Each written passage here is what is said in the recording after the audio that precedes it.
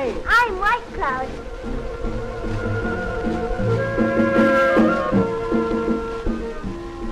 But where's our wigwam?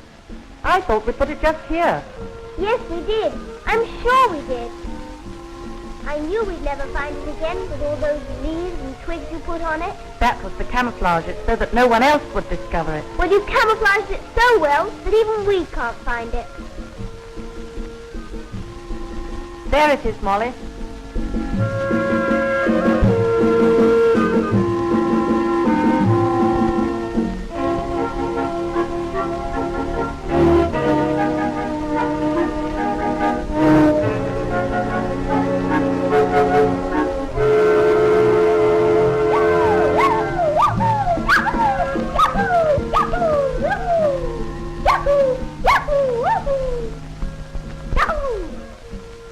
It's only Angela.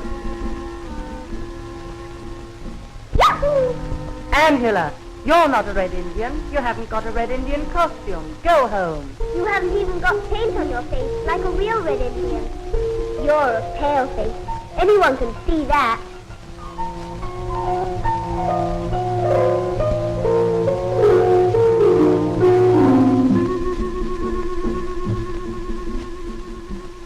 I'm a Red Indian now.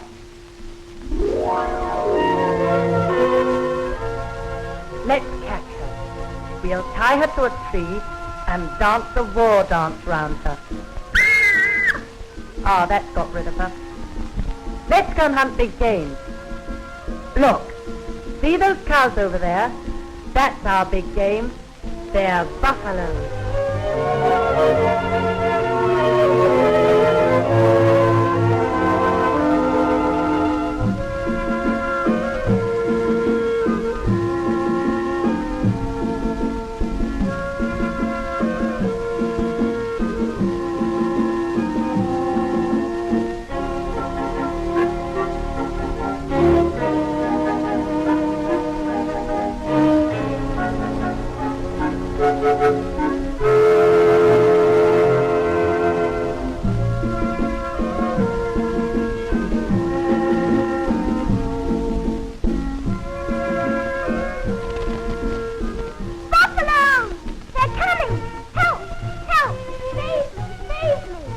Matter, Angela? The buffaloes are after me.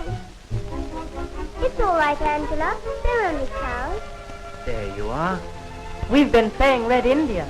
That's a well-camouflaged wigwam. Let's sit down outside and have a powwow.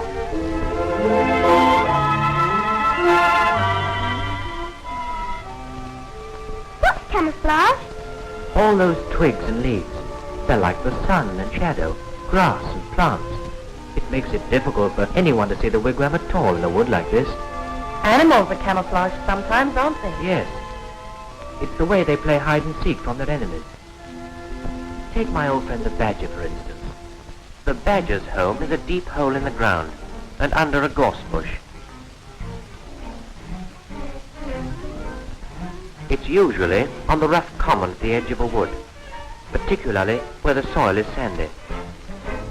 In their search for food, they keep their noses well to the ground, sniffing for worms, beetles or grubs. The black and white stripes on the badger's face mingle with the long grass and make them difficult to see. Some birds rely upon stripes for camouflage too. The bittern, for instance. She seems part of the background of reeds, particularly when she doesn't move, and that's when there's an enemy overhead. Some underwater inhabitants have stripes to camouflage themselves, and in the river, some of the best examples are the perch.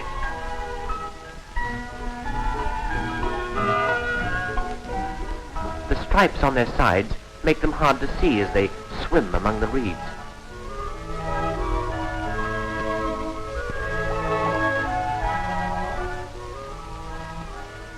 Under the sea, the catfish is dressed to tone in with the rocks above and the sand below. He's called a catfish, I expect, because of his whiskers. Then there are the flatfish, soles and plaice. They blend very well with their surroundings.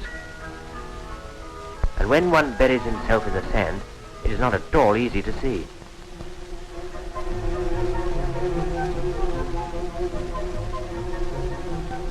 weaver fish doesn't rely so much upon its appearance as upon its way of hiding, which it does by wriggling itself into the sand.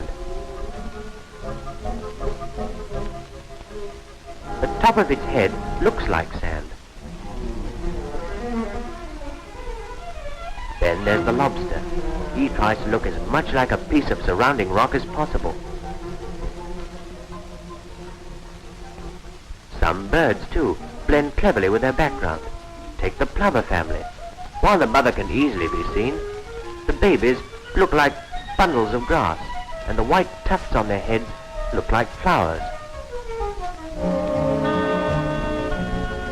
Young birds particularly need nature's protection, and the baby terns are dressed to look like sand and seaweed among which they live. I once saw a crowd of young eider ducks in the seaweed on the shore, but only when they moved.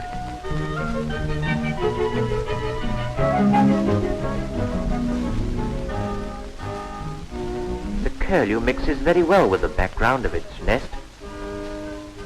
The snipe, too, is almost impossible to see when it keeps still. Insects, too, try to disguise themselves. The caddisworm makes himself a little coat of sand. He picks up the grains from the riverbed and makes himself a little coat of armor. Some insects on land are very clever at camouflaging themselves. The looper caterpillar bites off little bits of sea lavender and covers himself with them. If he kept still, he would look just like part of the lavender plant.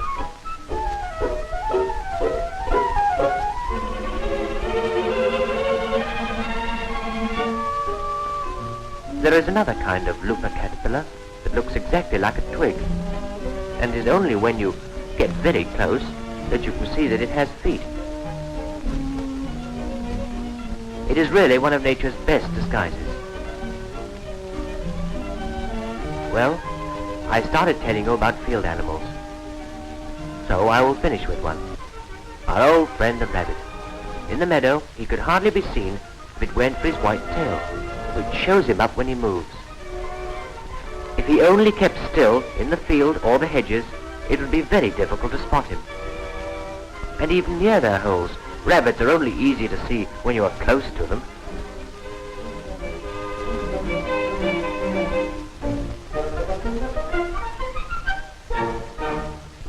There's the rabbit who owns the hole. I like it. I want to see down the hole, too.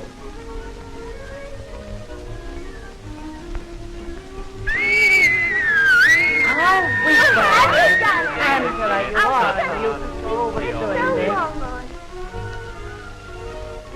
He's gone home. Yes, and it's time Red Indian went home too.